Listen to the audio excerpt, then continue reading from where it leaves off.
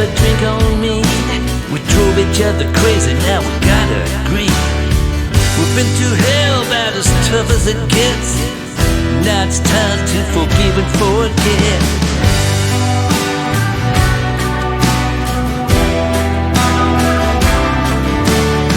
And hey darling, we're running out of time. Life's too short, if we wasted it's a crime. Dress up your best, let's hit the town.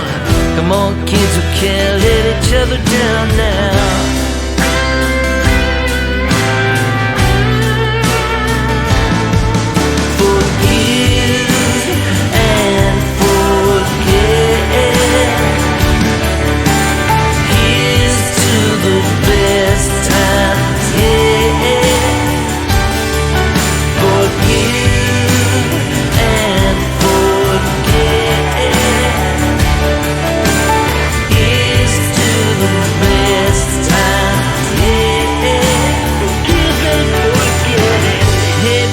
Just a shot in the dark. I know it's crazy, but I loved you from the start. We're all together, we're all apart. Kick it in the air, there's a loving in the park. And hey darling, we're running out of time. Life's too short, if we're wasted it's a crime. So dress up your best, let's hit the town. Come on kids, we can't let each other down now. Something down. Forgive and forget. Can't let each other down. Here's to the best times, yeah. Forgive and forget. Can't let each other down. Here's to the best times, yeah.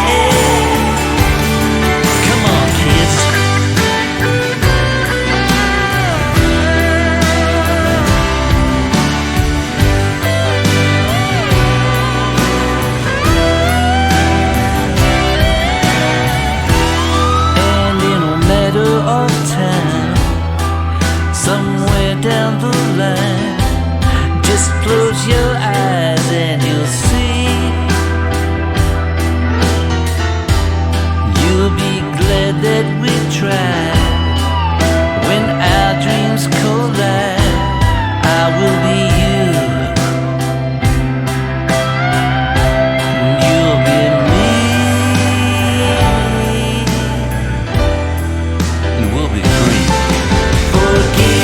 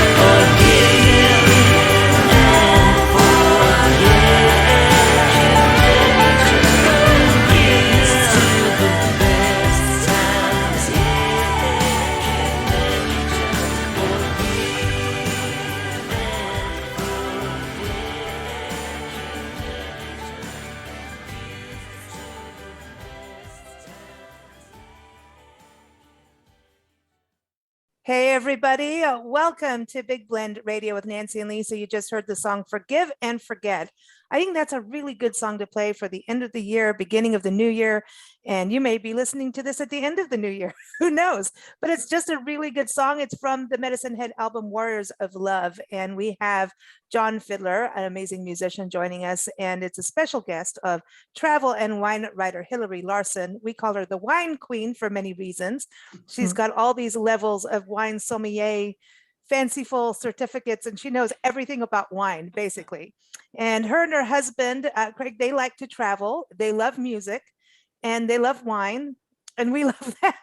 But they went to Manchester. This is all pre-pandemic, went to Manchester and did some side trips for music. And then they were like, oh, Liverpool's around the corner. Let's go to Liverpool and do some more music things. And they have really good taste in music. So you can read Hilarie's article about Liverpool and Manchester. Just go to blendradioandtv.com and just type in either name of the city.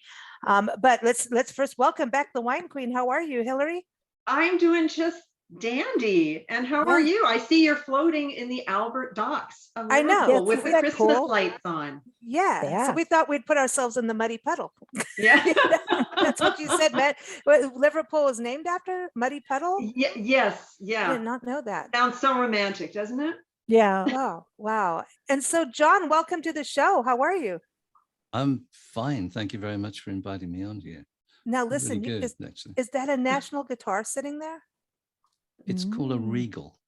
Ooh. It's the same kind of thing as a National, but it's called a Regal, this one.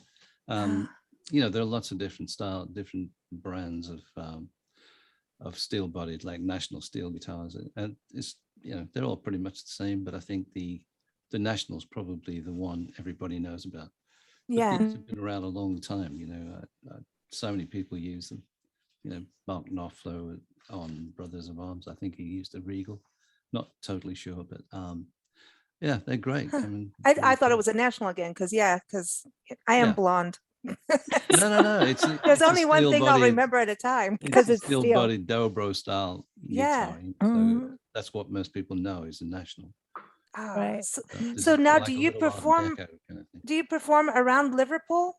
Is that your main hub I to haven't perform? been to Liverpool for a long time, but I have played almost everywhere in Liverpool there is to play. From the university to the stadium to just various clubs around there. Cool. So where are you now?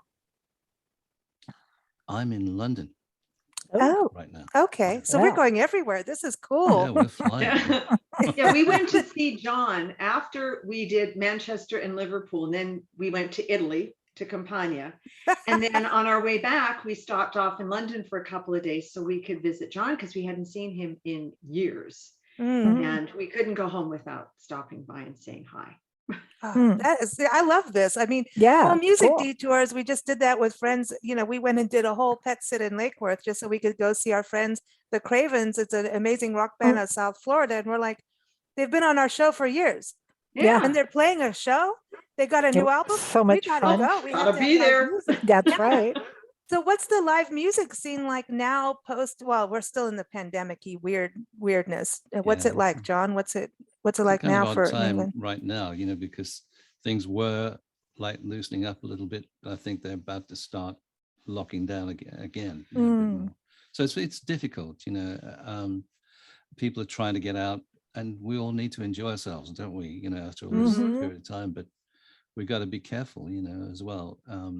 So I think everyone here is trying to find the balance, at the moment, find where we can do whatever we can do. I personally don't have anything booked until May next year. Oh, wow. Because, I just thought that was the prudent thing to do for me. Sure. But, we all work different ways. So I just wanted to put some months between me and the pandemic. Right. It's not going away. This is what we got to realize. Yeah. So Makes your sense. album Warriors of Love, is that something pre-pandemic or during the pandemic? When did that come out? Both. I mean, I started it before the pandemic, but continued and finished it during that period of time, or this period of time. I mean, Forgive and Forget, for example. I co-wrote that with a guy who's been a friend of mine since last century. I mean, a long time.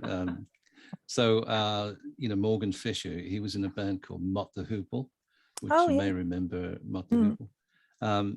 And Morgan he lives in Tokyo now, so we are getting a bit sort of international, aren't we? Yeah. Cool. So he called me up and said, I've got this idea for a song, and I've got a title. So I said, well, send it over, kiddo. Let's start. And he sent over this piano thing that the whole thing begins with, if you can remember that. But the title was Forgive and Forget. And I just love that. And it's a beautiful, empathetic thing to say. let's just get on with it, Mhm. That's a hard thing to do, though. It's a hard thing to do. Yeah, But You it's know? healthy. it's to very do that. healthy. Yeah, it really Yeah. is. And Yeah, you Mm. can't carry luggage unless it's wine. Yeah. Cases of wine are No, totally different. I don't like animals. wine, as Hilarie knows. I have Yeah. no interest whatsoever. Oh, Okay. Oh no, weird. you stay as far away as possible from that stuff. I know, So, John. so Oh. Hilarie, That's funny. tell us about Hilarie, the first experience. You guys saw him perform. I know you guys are. One night, Nancy and I are going to have to hang out with you and Craig and just Yeah. have Oh, like yeah. a big listening music party. It would be. Mhm. We'd probably get kicked out of wherever we are. But I think our music is very aligned. Our taste, it's all good. You just get into our record stacks and you'll be in set. Oh, can we hear this? Can we hear this? I Oh, know. I love it. boy. I love Yeah, it. cool. I love it. So we met John, gosh, close to the last century. I think it was about 2004 or 5. And Wow. we were living in British Columbia, in the Okanagan. Craig was making wine, and a friend of his was a winemaker at another winery. And he and his wife had this friend of theirs named John Fiddler, who they'd invited to come and perform at the winery in the outside, looking out over the lake and the vineyards. Nice. And Craig went, John Fiddler? Oh, I'd love to meet John Fiddler. So we did. And then John came back again, and we've just kept in touch ever since. And that's about it. So it's been quite a while.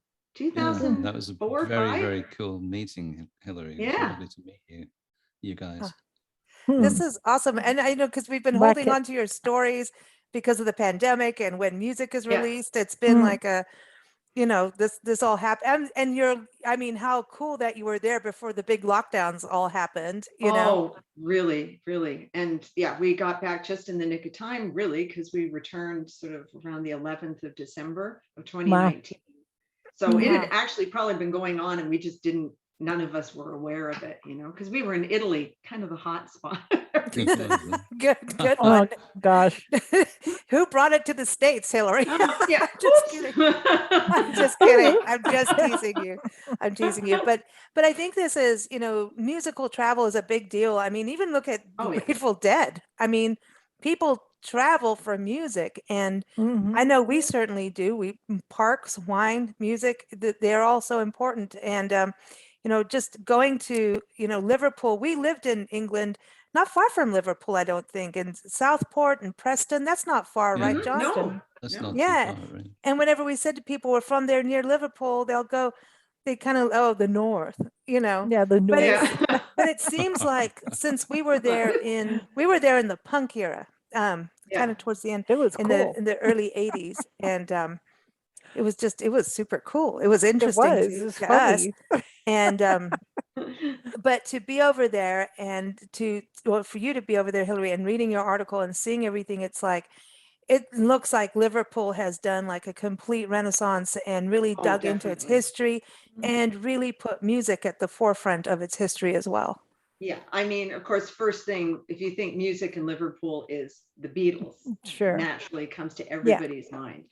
And they've been very smart, and they've taken that whole Mersey Beat era and just developed it out. I mean, it's been a kind of, ever since the Beatles came on the scene, people have been going to Liverpool because of that, but they've really expanded upon it. And everything like this picture you have as your backdrop is the Albert Docks, which was one of the original Victorian dockland areas that were built. And this whole waterfront along the river is just filled with history, and it's been resurrected, and it's absolutely the most marvelous place to just wander and go to the Liverpool Museum and learn all about the society of Liverpool.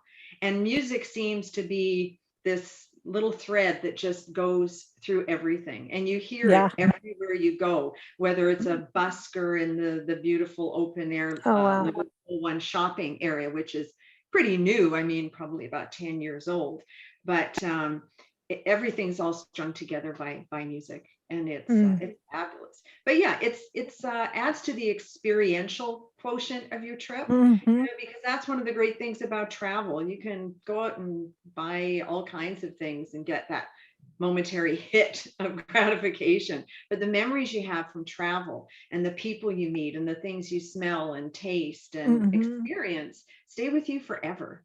And I think a lot of us have I know I have, during this time when we can't travel so easily or readily, or in some cases not at all, some places, it really helps tide you over, just like music. Music brings back those wonderful memories. Music is therapy. Yeah. Absolutely. And that's You why know, I think one of the can't things get to about live Liverpool, music as much, because it's so therapeutic. So therapeutic. I was going to say one of the things about Liverpool that maybe people don't catch up with too quickly is the connection with Ireland.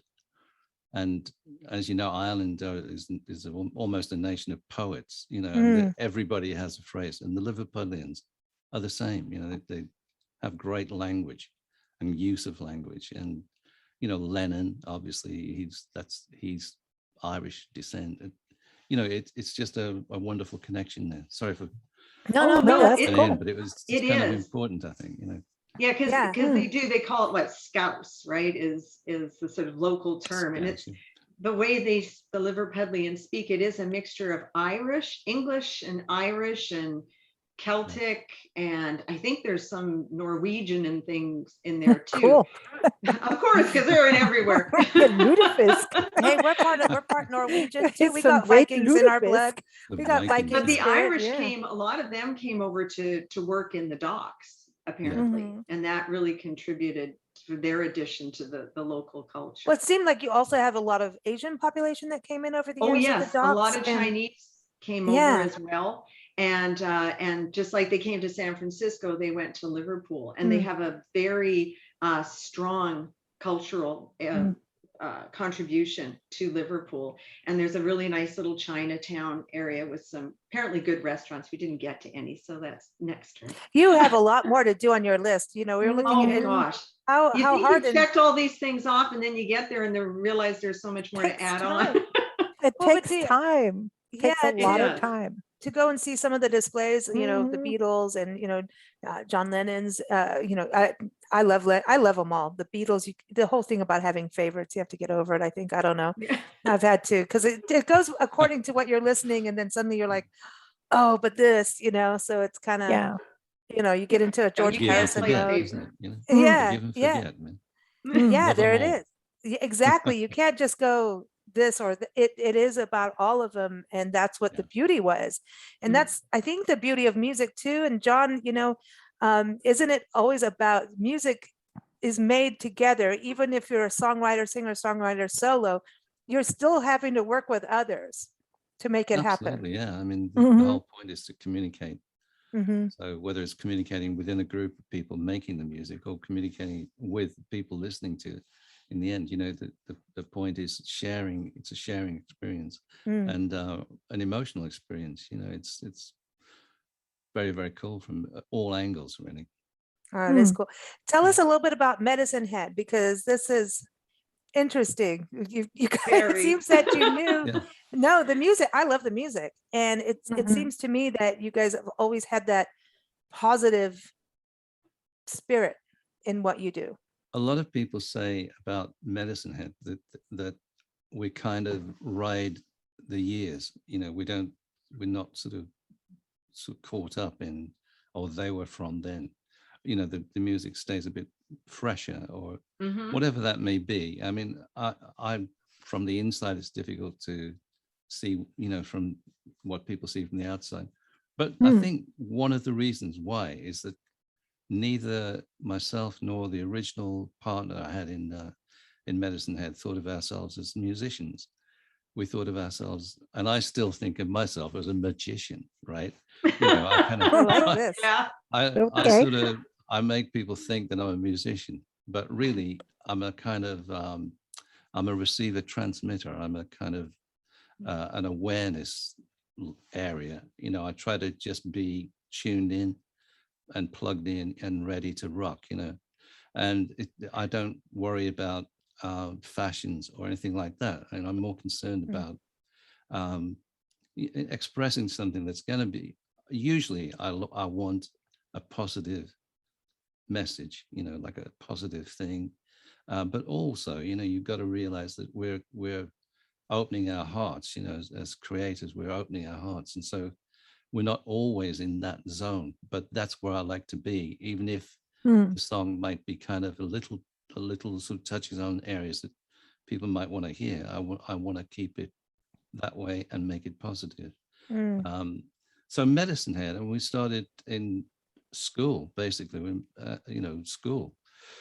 And I first met Peter Hope Evans, who was walking along, and he had a harmonica sticking up out of his pocket, his blazer pocket, and I had one as well, and it was like, wow, magnets. You've got a harmonica, and he's the only other person I'd ever seen with a harmonica, apart from in the shop, where you buy them. And so we started just playing harmonicas, and then we kind of never thought about sort of forming a band. That was the last thing on anybody's mind. But we were just able to make some noise that people liked, somehow. So the kids at school liked it, and then we went to art school, and we kind of carried on, and then out of art school, and it was like, what do I do? I don't know what to do. I didn't have a goal, an aim, what do you call it, a profession or anything like that. I was just thinking about creativity, and I left art school in order to do that in a real sense, but I didn't know what I was going to do, right? And then one day I re-met Peter, and he said, "What are you doing?" I said, "Well, don't know really," and he said, "Me neither," So we thought, okay, we'll play some harmonicas and stuff, and I played piano a little bit, so we started to play pianos and stuff.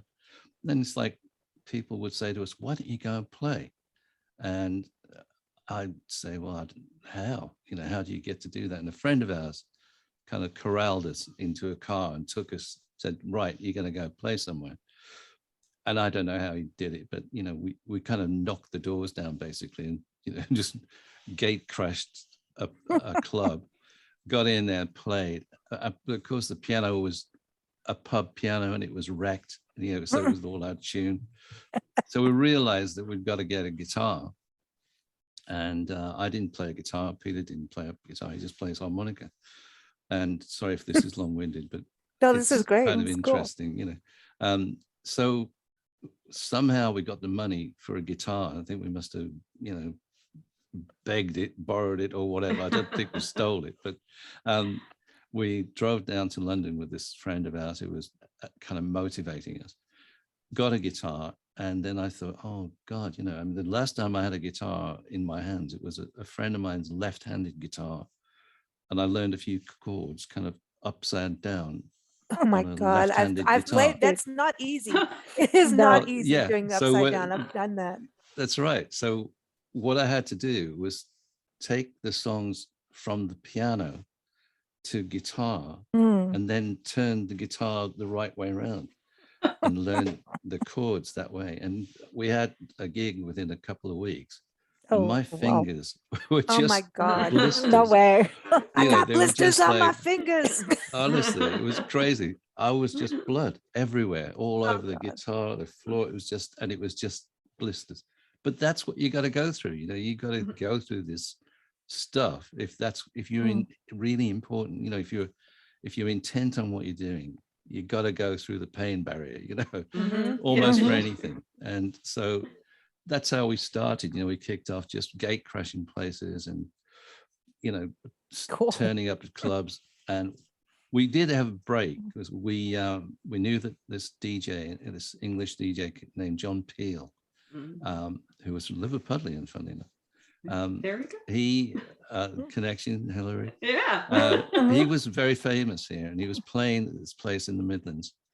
And so we arrived at the club before anybody else and said to the doorman, we're the band, I think it was Jethro Tull who were playing that night. Oh no, Cool. And so we said, we're Jethro Tull.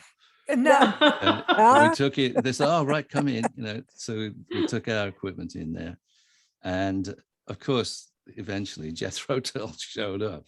And I kind of had to sweet talk the management, get them to let us play, which they did, bless them. That's nice. So they did, yeah. That's nice. And, we played. John Peel saw us for about 5 minutes, I think, or a couple of minutes. He said, I liked it, send me a tape. So we made this very famous, notorious kitchen tapes that we made in the kitchen, funnily enough. And on a terrible old tape recorder we borrowed. And anyway, we sent that to John Peel. John played it to John Lennon. No way. Oh, cool. John Lennon. Talk about another connection. Yeah. Yeah. Eric Clapton, Pete Townsend. He played to all these people. Oh, John wow. Lennon said to John Peel, John, you've got to sign these guys and you've got to put this out exactly as it is. Don't do anything with it. It's just, it's pure lo-fi. About as lo-fi as you could get, Hilarie. I love that though. But the thing is, it was like going to church in a way. The emotion involved in this, which is what Lennon picked up on, and Eric Clapton and Townsend, was the raw emotion on it. There was something there that was very kind of unique. Raw, so John real. signed us, Yeah. and he did put that out as our first single or something, and it kind of went from there. We made an album. We recorded it as a gig in a very expensive studio with massively expensive microphones and stuff, but we just used our stage equipment. So I was singing into a little Shure 57, I think it was, into our little PA system, which was mic'd up by these Neumann microphones that cost thousands, and so we had our raw sound being recorded in pristine conditions.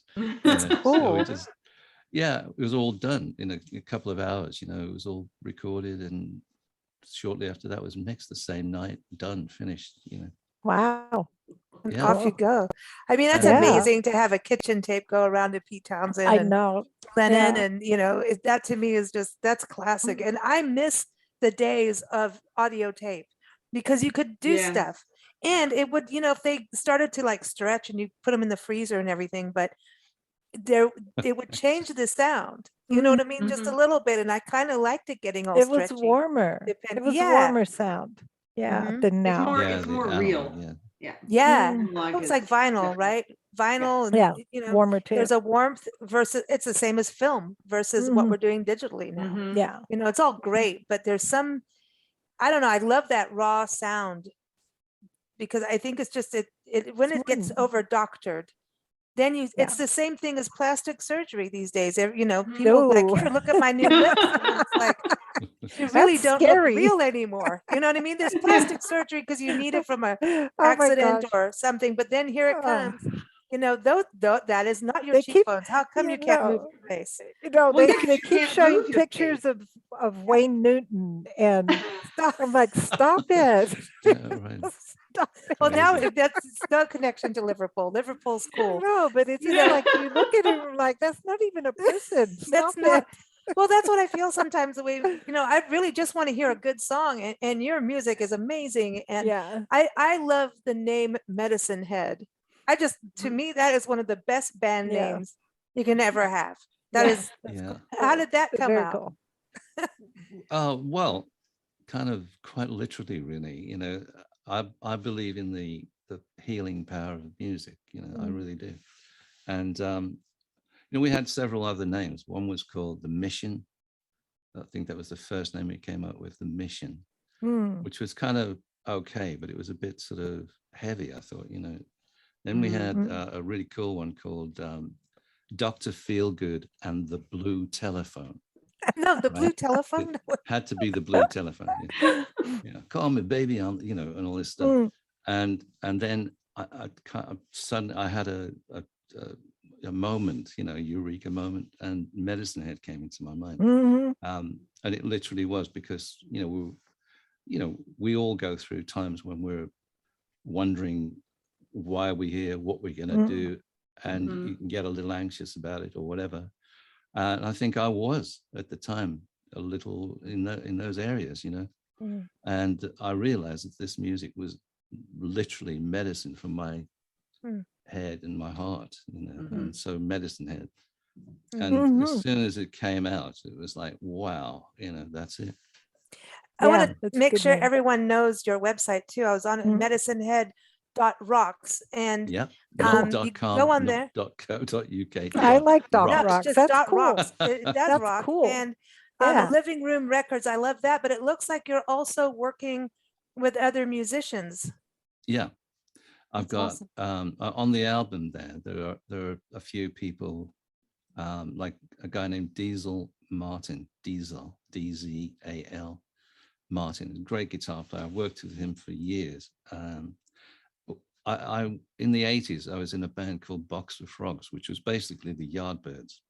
So it was the Yardbirds plus me, the three original Yardbirds without their Jim guitar McCarty. players.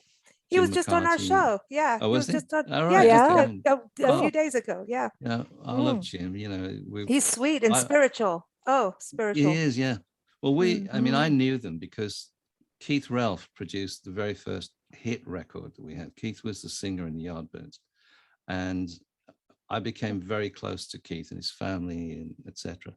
And in fact, he moved from London, Kent, to live up in the Midlands, next door. Literally next door. That's cool. I rented these cottages on a farm, and his family moved in, and he moved in. So, Keith I was part of the Yardbirds family. I was very fortunate to meet these people and this beautiful guy named Keith Relf. And in the 80s, when the Yardbirds were thinking of reforming, I got a phone call from Jim, and Jim said, "Do you know anybody who plays harmonica?" That's how he talks. No way. You know anybody who plays harmonica and writes songs? And I said, "Well, Jim, let me think. Yeah, well, I do." And he said, "Yeah." So we went from there. We went down to Jeff Beck's house, and dude, we had a big old jam. Just pop down the street. Dude, I'm sorry, but like seriously, you're killing me. Fun. We had a big old jam, and we formed this band called the Yardbirds. And I asked them, I said, "Look, the Yardbirds only really had one singer, and it was Keith Relf. He was the man who fought, he's the front of the Yardbirds. Forget about the guitar players. They're pretty, 10 a penny, those guys." Jeff Beck, Eric Clapton, Jimmy Page. Yeah, not bad. So anyway, I said, what about, out of respect for Keith, everybody will know who you are. What about just trying to change it? I'm not sure I was right, now in retrospect, but they agreed, and they thought about it, and we did change. So, I've forgotten exactly what I was going to say, but that was a great period of time. That was a good trip down memory lane. I mean, come on, Jeff Beck. And the Yardbirds, yeah, I mean, that's a sound. I mean, and then what? We got Led Zeppelin out of that too. Yeah. Well, Jimmy was on one of the albums as well, Jimmy Page. I was really fortunate because I produced all the guitar work. So I got to work with I got to work with Jimmy Page. I got to work with Jeff Beck there. Another good friend of mine, Rory Gallagher. One of the best. Talk about Rory, Irish connections. Rory Gallagher. I just wish more people knew about him. Oh, he was He's one of the top in the world, the planet of guitar. There is a lovely story about somebody asking Jimi Hendrix what it was like to be the greatest guitar player in the world, and Jimmy said, "I don't know. Ask Rory." Nice. That's sweet. Man. Yeah. It's exactly interesting. Going back to Liverpool and the connection with Ireland, we interviewed Pat McManus, and the stories he told about how music magazines and one band and Rory Gallagher funded a music magazine and really promoted the guitar players. And it was that gave the musicians hope to get out. like to get out and be able to tour and perform. And Mhm. Rory Gallagher, he said if it wasn't for him, he thinks U2 wouldn't be there. You know, all of the guys would still be kind of stuck there and not be able to Now, get Rory out. was an incredibly generous guy, you know, emotionally generous, you know, as well as generous, but he was a lovely man. He was not at all kind of self-promoting at all. Do you know what I mean? He was Yeah, an empathetic, lovely guy, you know, to be humble. with. Very He comes humble. across in his music too. Yeah, it's real. There's something so really. soulful about his Yeah. guitar. Yeah. Man, that's awesome. So, okay, I know you have to go, but I know we're going to close with the song Dance in the Rain, which I love. Yeah. And, you know, when we lived in England, I wish I heard that song.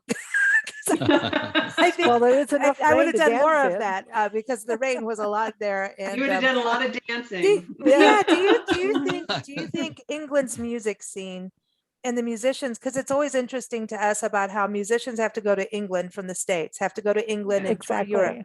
to get, you know, noticed. And over it here. seems like then they come over here and it's a pain to come over to the States. I know that, especially if you live in Australia, apparently it's hard to get over here, visas and everything.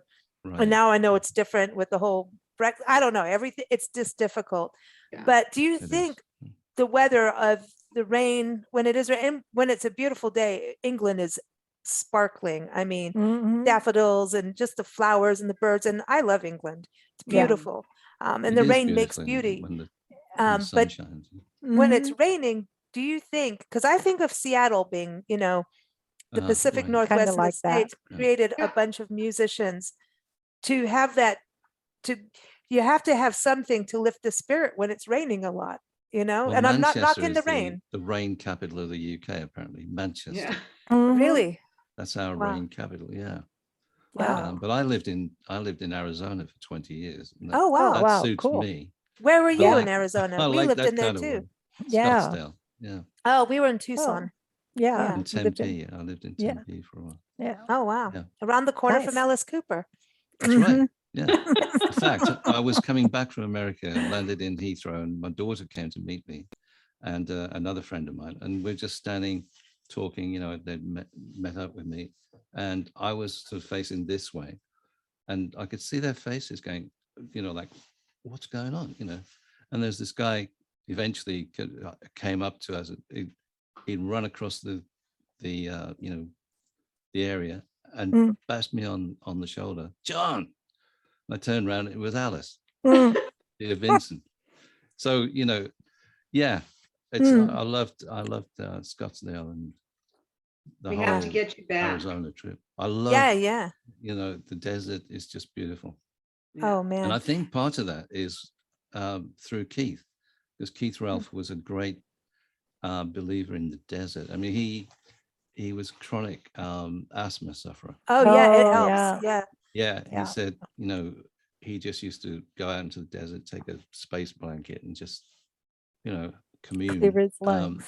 And he told me so many stories. And, you know, I mean, I opened up a bar actually in the Scottsdale, in the Phoenix area. Wow. Back in the 90s.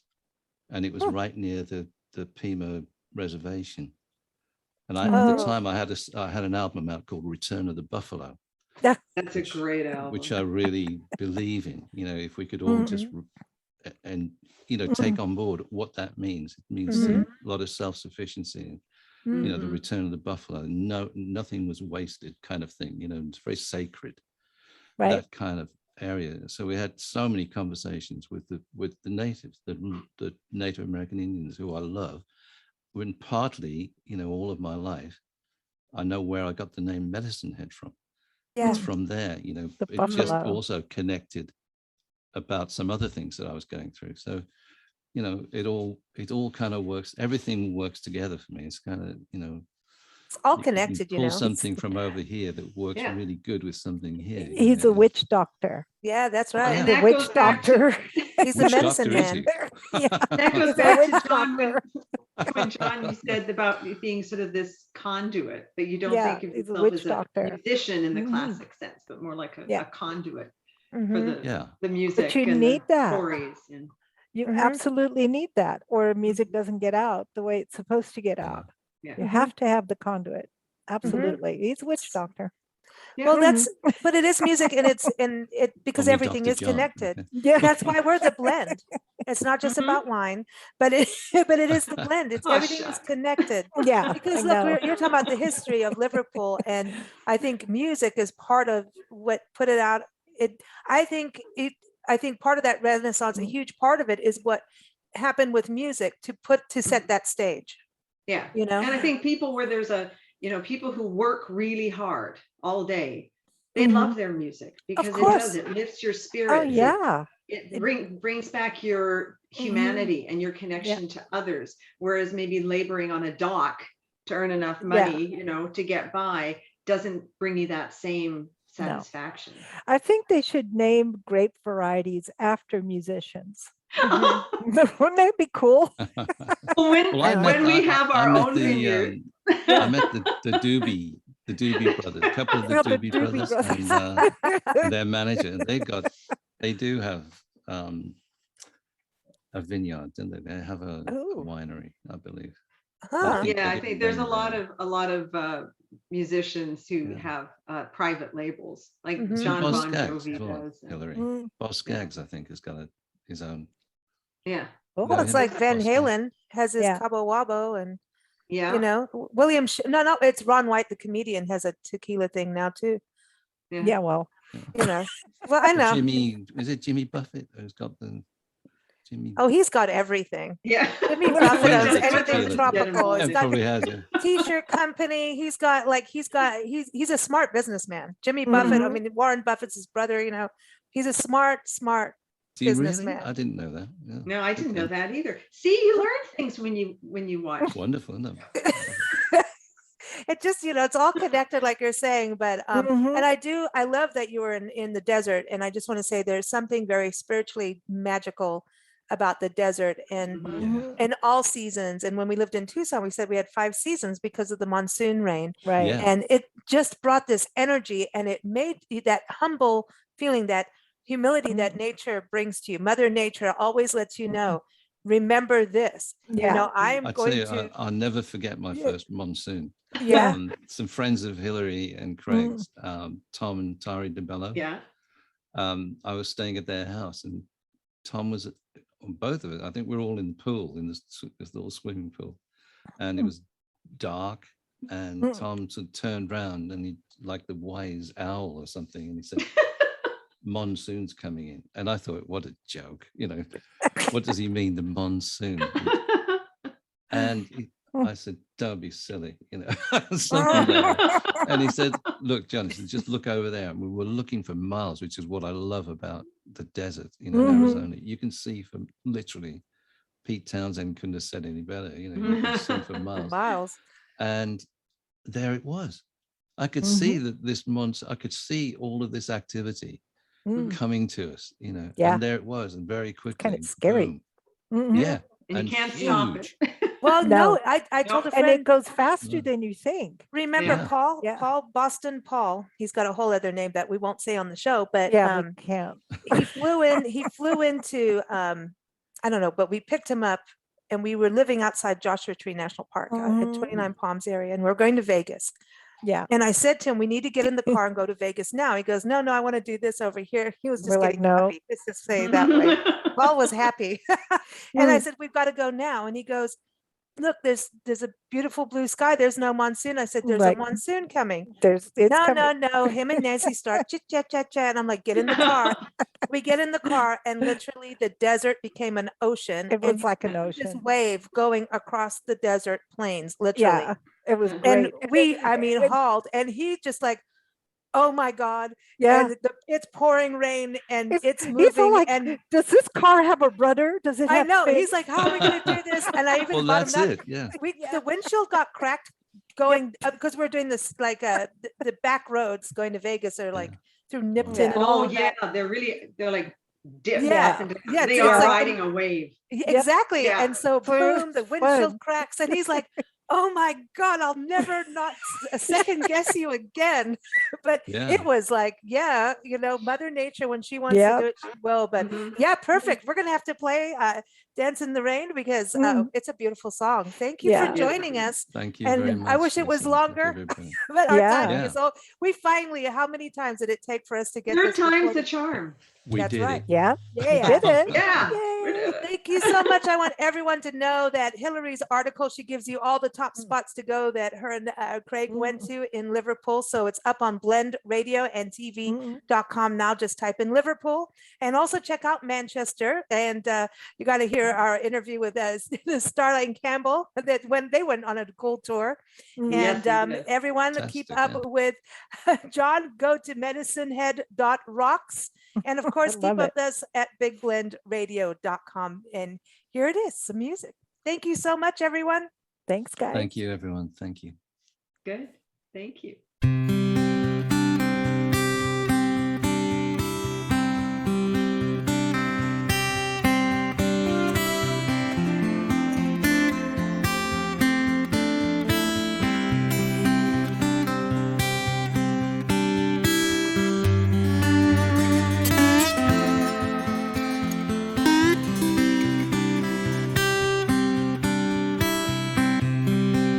You taste like sweet magnolia. You dance on the shore when I touch you, baby. I wanna touch you some more. Can't live my life without you.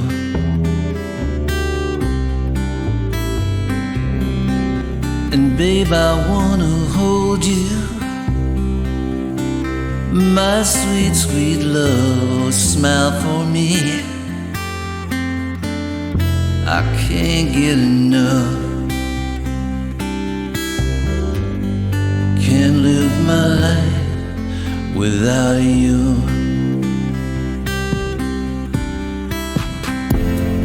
Let's go dancing in the rain. Let's go dance away the pain. Let's go dancing in the rain.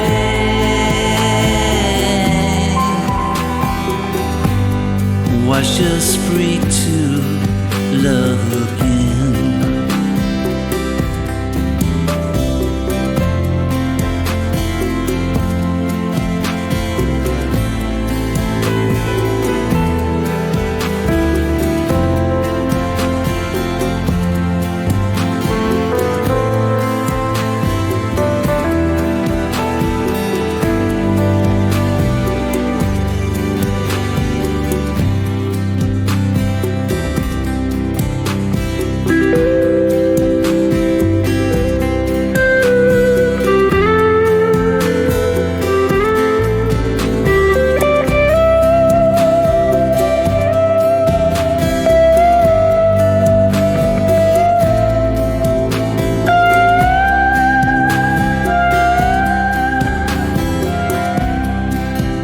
Babe, I wanna hold you. My sweet, sweet love, smile for me. I can't get enough. Can't live my life without you.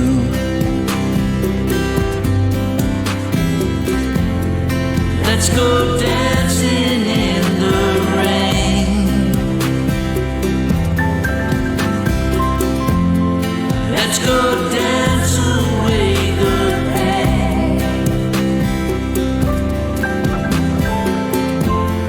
Let's go dancing in the rain. Wash us free to love again.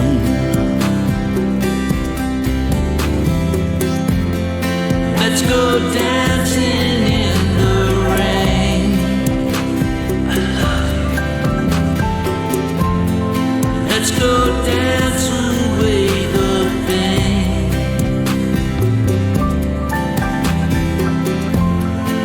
Let's go dancing in the rain.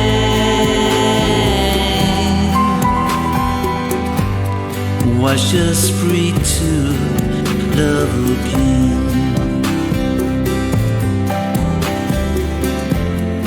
Let's go dancing in the rain. Let's go dancing.